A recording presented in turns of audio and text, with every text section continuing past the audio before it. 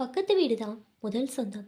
தெருவில் எல்லோரும் அவரவர் வீட்டு வாசலில் நின்றபடி ஒருவருக்கொருவர் சோகமாய் பேசிக் கொண்டனர்.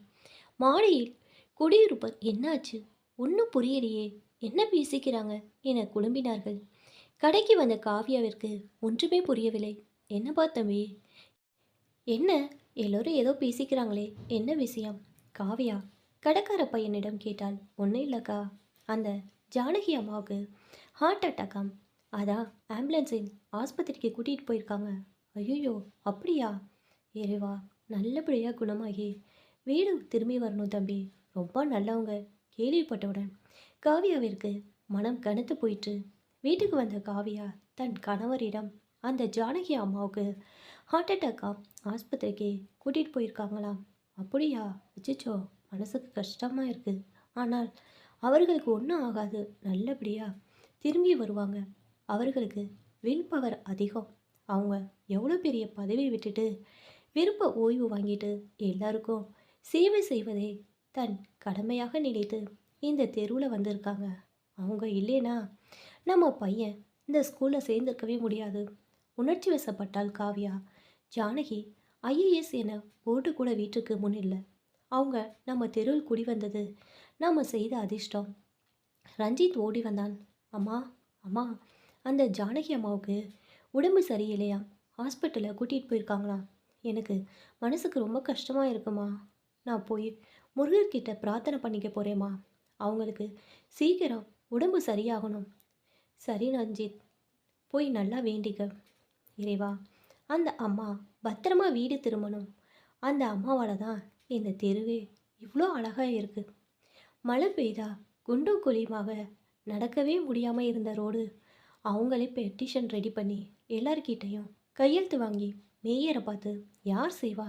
இப்படி அவங்க முயற்சியால் தான் இந்த தெருவிலே புது ரோடு போட்டாங்க என காவியா வாசலில் நின்று அனைவரிடமும் கூறிக்கொண்டிருந்தாள். அது மட்டுமா, வாரத்தில் ஒரு நாள் எல்லா பெண்களையும் 1 மணி நேரம் தெருவில் இறங்க வச்சாங்களே. எல்லாரும் சேர்ந்து வீட்டை க்ளீன் பண்ணுறது மாதிரி தெருவை சுத்தம் பண்ணாமே, நினைவு இருக்கா? நம்ம தெருவே அண்ணா நகரில் ஒரு ரோல் மாடல் ஆயிடுச்சு. இது அந்த அம்மாவால் தான் சாத்தியப்பட்டது. பூரித்து போனால் வனிதா. எல்லா கடைகளிலும் போய் நோட்டீஸ் ஓட்டினாங்களே, கடைக்கு வரும்போது துணிப்பை எடுத்துகிட்டு வரணும் என்று. பிளாஸ்டிக் குப்பையே இல்லாத ஒரே தெருவு நம்ம தெருவாக தான் இருந்தது. கண்ணீருடன் கமலா. வனிதா, இதை மறந்துட்ட. ஒரு நாள் நல்ல மழை பெய்து ஓய்ந்தவுடன் அத்தனை மரக்கன்றுகளையும் அவங்களே வாங்கி ஆள் விட்டு குழி தோண்டி நம்ம எல்லாரையும் மரம் நட வச்சாங்களே. அன்னைக்கு நம்ம தெருவே திருவிழா கோலமாக இருந்தது. அவை சாதாரணமான மரங்கள் அல்ல, பூத்து குலுங்கும் மரங்கள், பறவைகளுக்கு உணவாகும் பழமரங்கள், பிராணவாயுவை அதிகமாக வெளியேற்றும் மரங்கள் என பார்த்து பார்த்து யோசித்து வாங்கி அல்லவா நட வைத்தார்கள். காலையில் எழுந்தவுடன் அந்த பறவைகளின் கீர்ச்ச சத்தம் கேட்கும் போதெல்லாம் ஜானகி அம்மா நினைவுதான் வரும். கண்களை அகல விரித்தாள் கமலா. அவங்க எப்பவும் சிரித்த முகம், என்ன அமைதியான பேச்சு, முகத்தில் அப்படி ஒரு ஆழ்மை. அந்த அம்மாவிற்கு எதிர்மறையா இந்த ஃப்ளாட்டில் ஒரு திருக்காலே. தன்னை பற்றி மட்டும்தான் நினைப்பாள். அடுத்தவங்க எக்கேடு போனா நமக்கு என்ன என்று நினைக்கிறவ பொம்பளையாவ. உதவி செய்யாவிட்டாலும் உபத்திரம் செய்யாமல் இருந்தாலே போதும். கமலா முணுமுணுத்தாள். எப்போ பார்த்தாலும் எதிர் வீட்டோட சண்டை, எதற்கு எடுத்தாலும் புகார், கடுக்கடுத்த முகத்தை பார்த்தாலே வயிறு பத்திக்கிட்டு வருது. அட, அன்னைக்கு என் குழந்தைங்களுக்கு திஷ்டி சுற்றி சூடத்தை என் வீட்டு வாசலில் வைத்தேன். அதுக்கு வந்து அந்த கத்து கத்துறா. 2வது மாடியில் இருந்து கீழே இறங்கி ரோட்டில் போய் வைக்கணுமா. கொடுமடா சாமி. எப்போ பார்த்தாலும் மூஞ்சிய இஞ்சி தின்ன குரங்காட்ட வச்சுக்கிட்டு. ஒரு நாள் எங்கள் வீட்டுக்கு விருந்தாளி வந்தவங்க செருப்பை அவ வீட்டு பக்கம் தெரியாமல் போட்டுட்டாங்க. விருந்தாளி இருக்கும்போதே காலிங் பெல்லை அடித்து வீட்டுக்கு வந்து விருந்தாளிக்கிட்ட போய், அறிவு இருக்கா, என் வீட்டு பக்கம் செருப்பு போட்டிருக்கீங்க என கேட்குறா. அவ எனக்கு பகீர்ண்டாயிடுச்சு. வீட்டுக்கு வந்தவங்க இப்படி கூட ஒரு பொம்பளை இருப்பாளா என மாஞ்சு போயிட்டாங்க. புலம்பி தேய்த்தாள் வனிதா. ஏன், என் வீட்டு நாய் அவ வீட்டு வாசலில் மூச்சா போயிடுச்சுன்னு போலீஸில் போய் கம்ப்ளைண்ட் பண்ணவ. அவ என்னன்னு கம்ப்ளைண்ட் பண்ணா தெரியுமா? நினச்சா சிரிப்பு தான் வருது. இப்படி ஒருத்திய நான் இதுவரை பார்த்ததே இல்லை. இவளால் எல்லாருக்கும் நிம்மதியே போச்சு. கமலா தன் ஆதங்கத்தை கொட்டி தீர்த்தாள். ஆமாம், அவளை பற்றி இப்போ போய் பேசிக்கிட்டு நினைச்சாலே எரிச்ச வருது. அதை விடுங்க. ஜானகி அம்மா பையனுக்கு ஃபோன் போடணும். விதவிதமான மனிதர்கள் உலகில். காவியா, என்னங்க, ஜானகி அம்மா பையனுக்கு ஃபோன் போடுங்க. நாம் ஏதோ ஆஸ்பத்திரிக்கு போய் ஏதாவது உதவி செய்ய முடியுமான்னு கேட்போம். உடனே ஃபோன் பண்ணுங்க. காவியா கணவரை அவசரப்படுத்தினாள். காவியாவின் கணவர் ஜானகி அம்மாவின் பையனுக்கு ஃபோன் செய்தார். இரத்த குழாயில் அடப்பு அதிகம் இருக்குதாம். உடனே ஆப்ரேஷன் பண்ணணும்னு சொல்கிறாங்களாம். தெரிய வந்தது. ஐயையோ, அவங்க மற்றவங்களுக்கு உதவி பண்ணுறோன்னு தன் உடம்பை கவனிக்காமல் விட்டுட்டாங்களே. சரி, நாம் இன்னைக்கு போய் அவங்கள பார்த்துட்டு வருவோம்.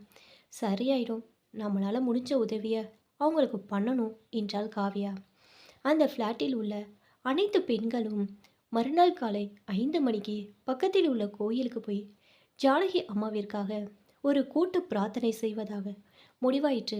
எல்லாருடைய வேண்டுதலுக்கும் பிரார்த்தனைக்கும் எண்ணங்களுக்கும் சக்தி உண்டுதானே. ஜானகி அம்மாவிற்கு ஆப்ரேஷன் நல்லபடியாக முடிந்து நார்மல் வார்டுக்கு வந்துவிட்டதாக தகவல் அந்த தெரு முழுவதும் விஷயம் பரவியது. எல்லோர் முகத்திலும் நிம்மதி பெருமூச்சு. நல்ல வேளை, கடவுள் கைவிடலை. இன்னும் நமக்கு அவங்க எவ்வளோ உதவி செய்யணும். ஜானகி அம்மா டிஸ்சார்ஜ் ஆகி நாளைக்கு வீட்டுக்கு வருவதாக தகவல். செய்தி காட்டு தீயாய் தெரு முழுவதும் பரவியது. அனைவருக்கும் மகிழ்ச்சி. ஜானகி அம்மா வீடு திரும்பும்போது தெருமுனையிலே காரை நினைத்து அனைவரும் சேர்ந்து ஆர்த்தி இருக்க முடிவு செய்தனர். ஆஸ்பத்திரியில் இருந்து காரு கிளம்பியாச்சாம். செய்தி அறிந்து எல்லோரும் வீட்டு வாசலில் வந்து காத்து நின்றனர். ஜானகி அம்மா வந்தே விட்டார். அனைவர் முகத்திலும் அப்படி ஒரு சந்தோஷம். ஆர்த்தி தட்டுடன் அனைவரும் தெருமுனையிலேயே பரவிட்டனர். பின்னாடி ஒரு ஆம்புலன்ஸின் அலறும் சத்தை கேட்டு திடுக்கிட்டு திரும்பி ஆம்புலன்ஸுக்கு வழிவிட்டன. யாரு? நம்ம தெருவுலேருந்து ஆம்புலன்ஸ் வருது. காவியா, உங்கள் ஃப்ளாட்டில் இருந்து தான் ஆம்புலன்ஸ் வருது. அப்படியா? என்னன்னு தெரியலையே. நான் அங்கே இருந்து வந்து 1 மணி நேரம் ஆச்சு. ஜானகி அம்மா வீட்டுக்கு போய் அவங்க வீட்டை ரெடி பண்ணிட்டு நேராக இங்கே வந்துட்டேன். ஜானகி அம்மா அவர் வீட்டுக்கு சென்றவுடன் சிறிது நேரத்தில் காவியா தனது ஃப்ளாட்டை வந்தடைந்தாள். வீட்டுக்குள் நுழைந்தவுடன் காவியாவின் மகன், அம்மா அம்மா, அந்த சிடுமூச்சி பொம்பளை ஏதோ மேலேருந்து கீழே விழுந்துருச்சாம். தலையில் நல்ல பலமாக அடியாம். வீடு பூரா ஒரே ரத்தம். அவள் தான் ஆம்புலன்ஸில் போனாளா? எங்கே இருந்து விழுந்தாளாம்? காவியா உடனே வனிதா வீட்டுக்கு சென்றாள். என்ன வனிதா, என்னமோ அவள் விழுந்துட்டாளாமே. என்னாச்சு? எப்படி விழுந்தா? இல்லை காவியா, மேலே லாஃப்டில் ஏதோ ஜாமான் எடுத்திருக்கிறா. அந்த அலுமினியம் ஏணி அப்படியே சாய்ந்து கீழே விழுந்து கட்டில் கார்னர் மேலே தள்ளப்பட்டு தலையில் நல்ல அடி, இரத்த வெள்ளம்.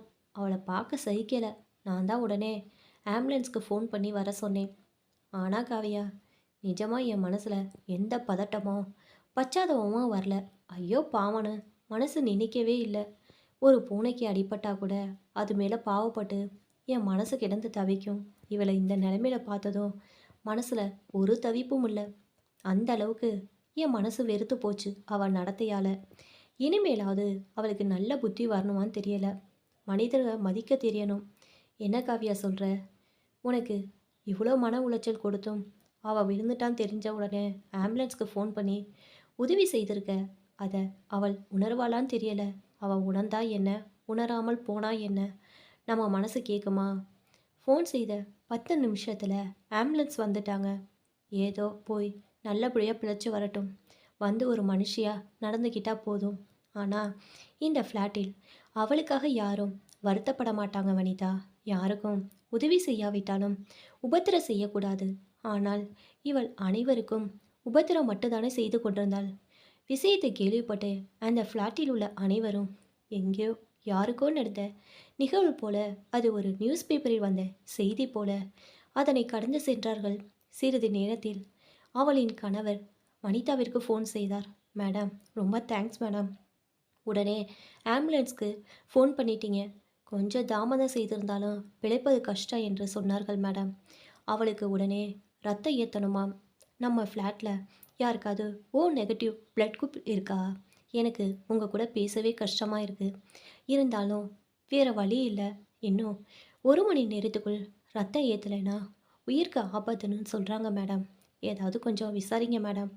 நானும் ஃப்ரெண்ட்ஸுக்கிட்ட கேட்குறேன். ஆனால் அவங்க எல்லாம் ரொம்ப தூரத்தில் இருக்கிறாங்க. ப்ளீஸ் மேடம், நம்ம ஃப்ளாட்டில் யாருக்காவது இருந்தால் வர சொல்லுங்கள் மேடம். வனிதாவிற்கு உடனே கண் கலங்கியது. அவளின் பிளட் குரூப் ஓ நெகட்டிவ். 5 நிமிடத்தில் சேலை மாற்றிக்கொண்டு விரைந்தாள். காவ்யா, நான் ஹாஸ்பிட்டல் வரைக்கும் போயிட்டு வரேன், வந்து சொல்கிறேன், அவசரம் என கூறிக்கொண்டே ஆட்டோவில் ஏறினாள் வனிதா. காவ்யாவிற்கு ஒன்று புரியவில்லை. அவள் பரபரப்பாய் போவதே கண் கொட்டாமல் பார்த்து கொண்டிருந்தாள். என்னாச்சு இவளுக்கு? இவ்வளோ பரபரப்பாக போகிறாள். காவ்யா வியப்போடு வனிதாவையே பார்த்து கொண்டிருந்தாள். ஒவ்வொரு மனிதனும் போகும்போது எதையும் கொண்டு போகப் போவதில்லை. வாழும் இந்த குறுகிய வாழ்க்கை பயணத்தில் யார் மனதையும் காயப்படுத்தாமல் அன்போடும் அனுசரணையோடும் வாழ்ந்துதான் பாருங்களே.